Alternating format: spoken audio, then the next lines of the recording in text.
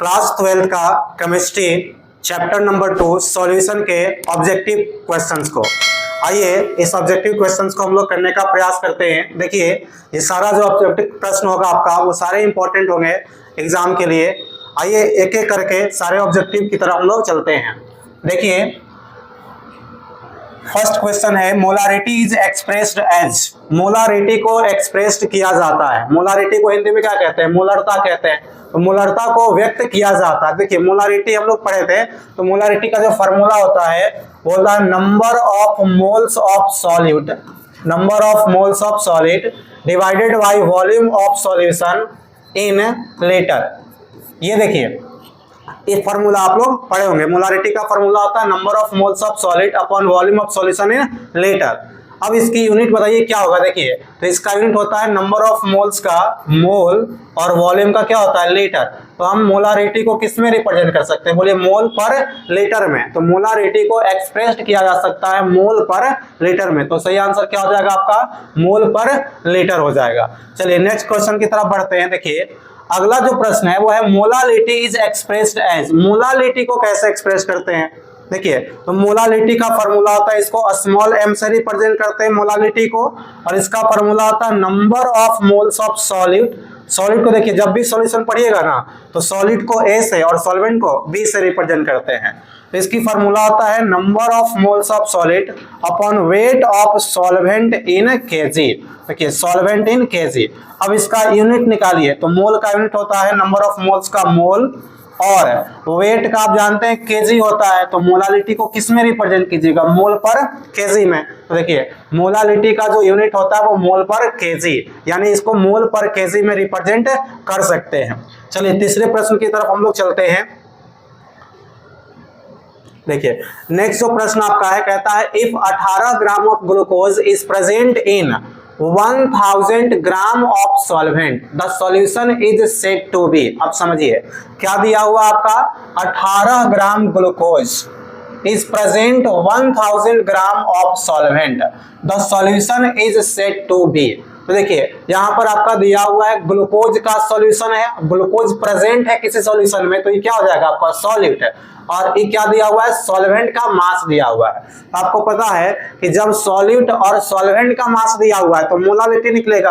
कारण देखिए यहाँ पर मोलालिटी को हम लोग किससे रिप्रेजेंट करते हैं? m से। इसकी फॉर्मूला जो होता है वो होता है number of moles of solid divided by weight of solvent, wait of solvent in KG. तो इस तरह से लिखेंगे। अब बताइए यहाँ से मोलालिटी अगर निकालिएगा तो इसका वैल्यू क्या हो जाएगा? Number of moles of solid 18 ग्राम दिया हुआ है आपका। मोल्स निकालने का फॉर्मूला होता है given mass by molar mass. देखिए given mass by molar mass, ये हो गया आपका नंबर ऑफ मोल्स। n की जगह पर आप लिख सकते हैं given mass by molar mass. ये बताइए कि वेट ऑफ सॉल्वेंट किस में होता है? केजी में। तो यहाँ लिखेंगे wait of solvent in KG. तो यहाँ केजी लिख देंगे। अब यहाँ m इज इक्वल टू आपका हो जाएगा गिवन मास कितना दिया हुआ आपका ग्लूकोज का? 18 ग्राम। तो ये 18 ग्राम लिख देंगे divided by molar mass glucose का कितना होता है? देखिए मोलर मास ग्लूकोज का होता है 180 into weight of solvent in KG, लेकिन आपका किस में दिया हुआ है? 1000 ग्राम दिया हुआ है।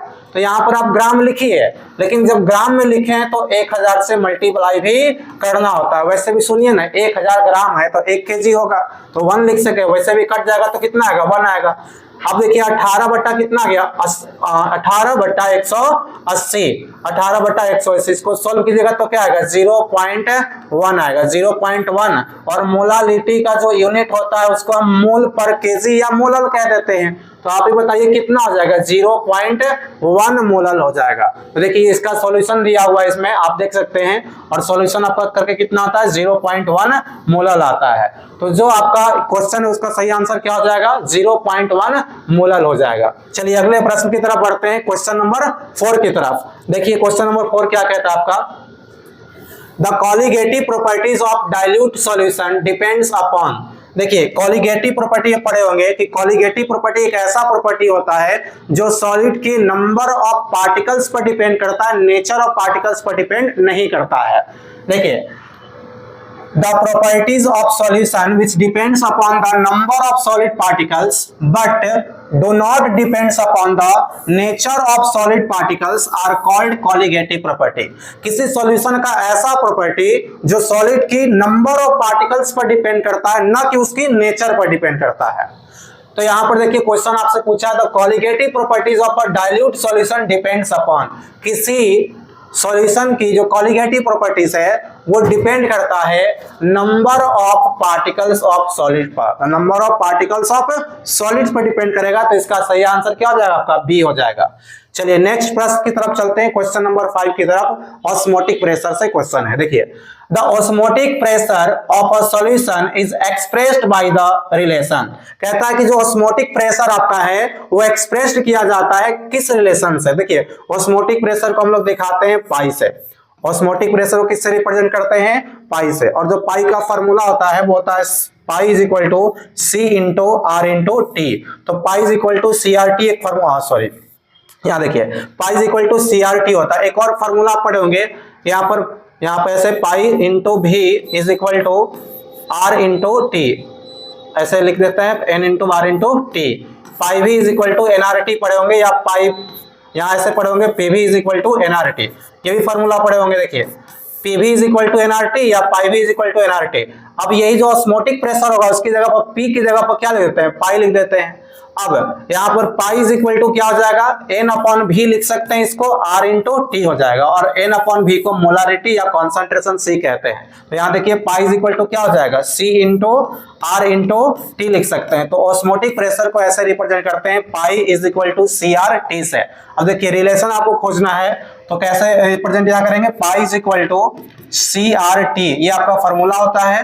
अब इसमें आप क्या कीजिएगा, ऑप्शन देखिए क्या दिया हुआ आपका, pi is equal to C R upon T, pi is equal to C T upon R. अगला देखिए इसमें क्या दिया हुआ ऑप्शन, देखिए ऑप्शन नंबर सी दिया हुआ है pi upon C is equal to R T. तो अभी बताया था, देखिए pi is equal to formula क्या होता है, C into R into T. अब पाई अपॉन सी लिखिएगा तो आर इंटू टी तो रह ही जाएगा ना।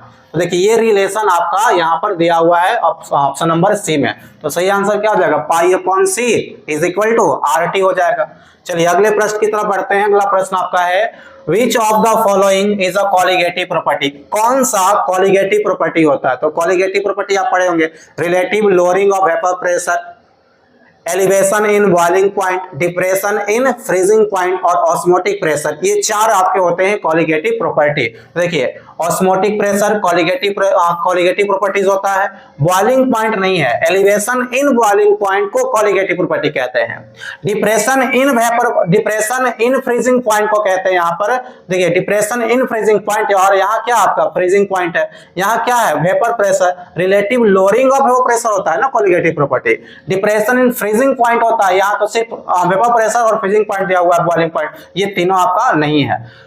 जो आपका कॉलिगेटिव प्रॉपर्टी है वो ऑस्मोटिक प्रेशर होता है। दूसरा क्या होगा, एलिवेशन इन बॉइलिंग पॉइंट, तो कहीं नहीं है। डिप्रेशन इन फ्रीजिंग पॉइंट इस ऑप्शन में नहीं है। और नेक्स्ट आपका होता है relative lowering of vapour pressure, जो कि इसमें नहीं है। तो सिर्फ आपका सही आंसर क्या होगा, ऑस्मोटिक प्रेशर, यही एक कॉलिगेटिव प्रॉपर्टी है।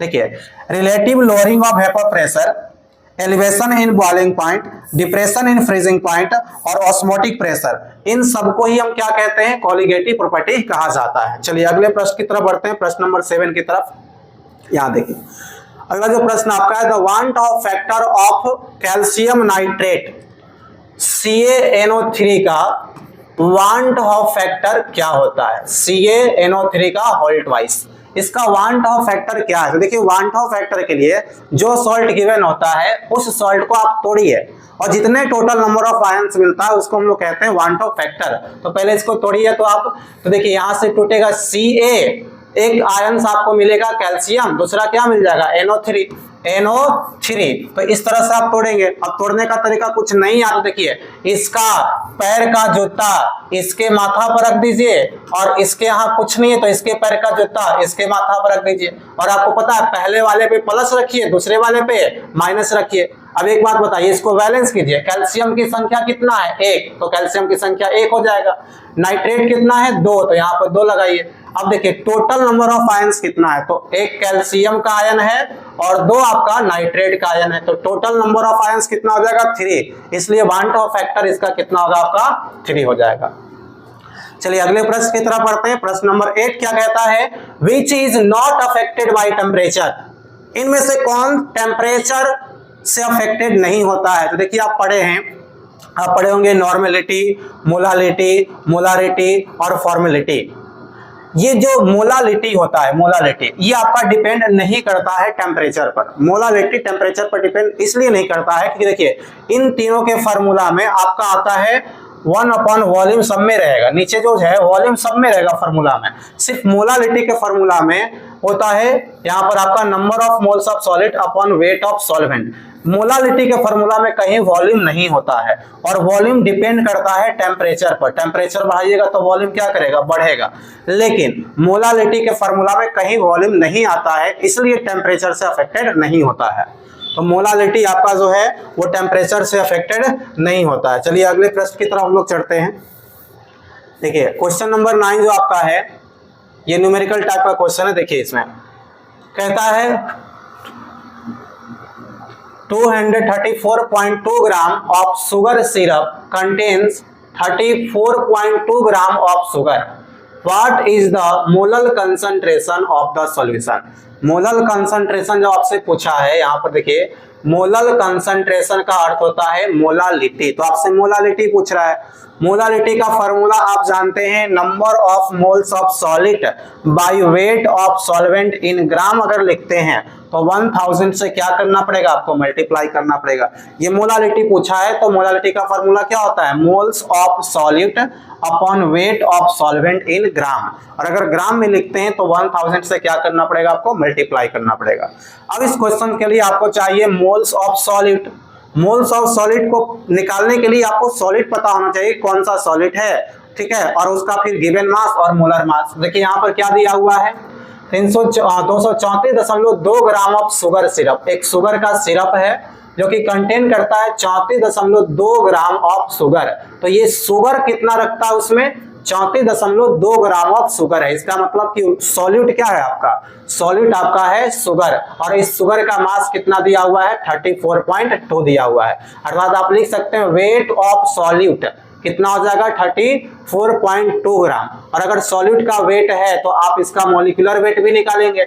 शुगर का मॉलिक्यूलर वेट कितना होता है, 342 ग्राम आपका होता है। अब चलिए इसमें हम लोग क्या निकालेंगे, तो सॉल्वेंट देखिए पूरा शुगर का सॉल्यूशन का ही मास दिया हुआ है, सॉल्यूशन में से सॉलिड घटा दीजिएगा तो क्या निकल जाएगा, सॉल्वेंट। और सॉल्वेंट का जब जिक्र नहीं किया है तो सॉल्वेंट के रूप में क्या हो जाएगा, वाटर हो जाएगा, ठीक है। तो सॉल्वेंट का मास निकालिए। देखिए वेट ऑफ आपका सॉलिड दिया, वेट ऑफ सॉलिड दिया हुआ है 34.2 ग्राम। मॉलिक्यूलर वेट ऑफ शुगर यानी कि जो सॉलिड है उसका निकालिएगा तो 342 ग्राम आ जाएगा। अब सॉल्वेंट का वेट निकालिएगा तो सॉल्यूशन का वेट दिया हुआ है ये टोटल, इसमें से आप 34.2 ग्राम हटा दीजिए तो आपका आ जाएगा टोटल 200 ग्राम सॉल्वेंट का मास। अब इसमें जरूरत पड़ेगा मोल्स ऑफ सॉलिड, तो मोल्स ऑफ सॉलिड निकालने का फॉर्मूला होता है सॉलिड का मोल बराबर given mass of solid upon molar mass of solid. Given mass दिया हुआ 34.2, मोलर मास आपका दिया हुआ 342, सोल्व कीजिएगा तो आ जाएगा 0.1 सॉल्यूट का मोल। अब क्या करना है, सॉलिड का mole upon weight of solvent in gram. Weight of solvent आपका कितना आया, 200, 2 यहाँ रख दीजिए 200 ग्राम में, इसलिए 1000 से मल्टीप्लाई। इसको सोल्व कीजिएगा तो 2 0 से 2 0 कैंसिल हो जाएगा, 2 से इसको काट दीजिएगा तो कितना बार में, 5 बार में, इसको मल्टीप्लाई कीजिएगा तो आपका कितना आ जाएगा, 0.5 आ जाएगा। तो सही आंसर आपका क्या होगा, 0.5 हो जाएगा, क्वेश्चन नंबर 9 का ऑप्शन। चलिए अगले प्रश्न की तरफ हम लोग चलते हैं, क्वेश्चन नंबर 10 की तरफ। देखिए नेक्स्ट जो प्रश्न आपका है, the boiling point of water decreases at high mountains because. Boiling point जो होता है वो डिक्रीज करता है, ठीक है। पहाड़ों पर जल का क्वथनांक कम हो जाता है, क्यों। पहाड़ों पर अगर जाते हैं, हाई माउंटेन्स पर जाते हैं, ऊंचाई पर बढ़ते हैं तो जो बॉइलिंग पॉइंट होता है वो डिक्रीज होता है। डिक्रीज होने के पीछे कारण क्या होता है, क्योंकि आप अर्थ पे रहते हैं, पृथ्वी की सतह पर रहते हैं, तो यहाँ एटमॉस्फेरिक प्रेशर 1 atm के लगभग बराबर होता है।